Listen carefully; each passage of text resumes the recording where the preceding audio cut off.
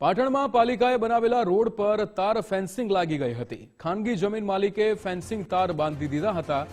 લાખો રૂપિયાનો વેડફાટ થતા લોકોમાં રોષ ફેલાયો છે। ટાઉન પ્લાનિંગ વિભાગની તપાસ વિના કામગીરી થઈ હતી ત્યારે રોડ બંધ થતા સ્થાનિકોએ મુશ્કેલીમાં મુકાયા હતા। પાલિકા કામગીરી સામે હવે અનેક સવાલો ઉઠ્યા છે। વોર્ડ નંબર 10માં લોલેશ્વર પાર્ક પાછળ રોડ પર તાર ફેન્સિંગ કરાયું હતું। 1.5 વર્ષ પહેલા 20 લાખના ખર્ચે રોડ બનાવાયો હતો ત્યારે રજૂઆત છતાં પાલિકાએ રોડ દૂર ન કર્યાનો પણ આક્ષેપ છે।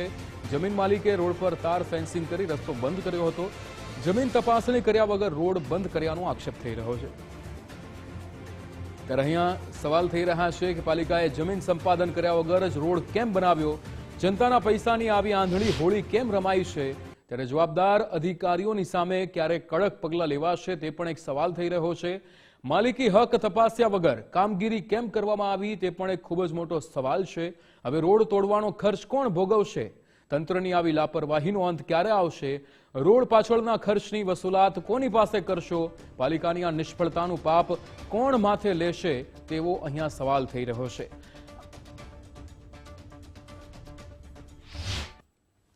બહુ સારો રોડ બનાવ્યો હતો, બહુ સરસ કામ સરકારનું, ખોટું નગરપાલિકાને બહુ સારું હતું અને મેં ઘણા વર્ષોથી નીકળીએ છીએ અને હું દુખવાડામાંથી મકાન નહીં લેવાનું રીઝન મારું એ છે કે મારો નાનો છોકરો હોય અને હું મારી વાઈફ રહીએ તો મારા પપ્પા એમને આવો તો અહીંથી આવતા જતા પાવર પણ એકદમ આ 2 દિવસ પહેલાંથી નીકળ્યો તો આ ફેન્સિંગ તાર બાંધેલી હતી એટલે આપણે વિચારવા પડે કે આ રોડ ઉપર કોને બાંધી એટલે અહીંયા 2 પબ્લિક ઊભી હતી એટલે આપણે તપાસ કરી બધું વડે શું હોય એટલે ભાઈ એક ભાઈ હતો એમને કે ભાઈ જગ્યા મારી છે કે અમારી પ્રોપર્ટી એટલે કે મેં ફેન્સિંગ કરી તો મને ખબર નહીં પડતી આટલા વર્ષથી રોડ હતો ત્યારે માલિક ક્યાં ગયા હતા?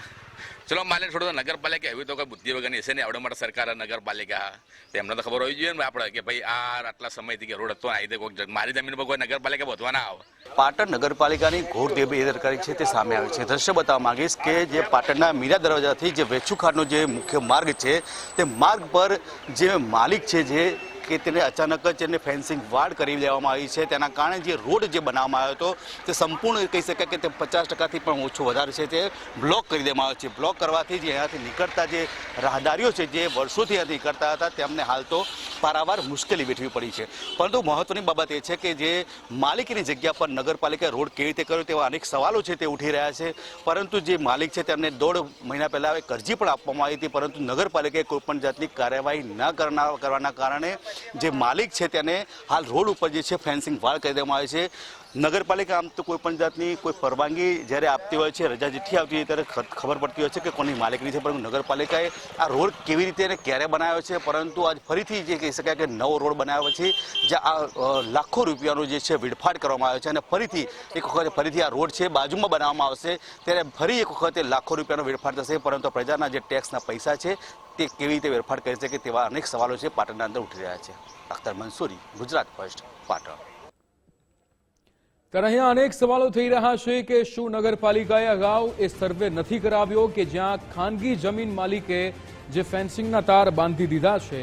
અહીંયા લાખો રૂપિયાનો વેડફાટ થતા લોકોમાં રોષ પણ ફેલાયો છે। ટાઉન પ્લાનિંગ વિભાગની તપાસ વિના કામગીરી થઈ હોવાની પણ અહીંયા ફરિયાદ મળી રહી છે ત્યારે પાલિકાની કામગીરી સામે અનેક સવાલો થાય છે। વોર્ડ નંબર 10માં લોલેશ્વર પાર્ક પાછળ રોડ પર તાર ફેન્સિંગ કરી દેવામાં આવ્યું છે। 1.5 વર્ષ પહેલા 20 લાખના ખર્ચે આ રોડ બનાવાયો હતો જે હવે કોઈ કામનો રહ્યો જ ન હોય તે રીતે અહીંયા આ દ્રશ્યો સર્જાયા છે। આપ જોઈ શકો છો એક બાજુ રોડ બનેલો છે પણ છતાં અહીંયા ખરબચડા રસ્તામાંથી જે કાચો રસ્તો બનાવ્યો છે ત્યાંથી વાહન ચાલકોને પસાર થવાનો વારો આવ્યો છે કારણ કે જે જમીન માલિક છે તેને આ નવા બનેલા 20 લાખના રોડ પર તો ફેન્સિંગ બાંધી દીધી છે। ત્યાંથી કોઈ રસ્તા પરથી કોઈ નીકળી ન શકે એવી અહીંયા પરિસ્થિતિ ઊભી કરી છે। અનેક રજૂઆતો છતાં પાલિકાએ રોડ દૂર નથી કર્યો તેવા પણ આક્ષેપ થઈ રહ્યા છે।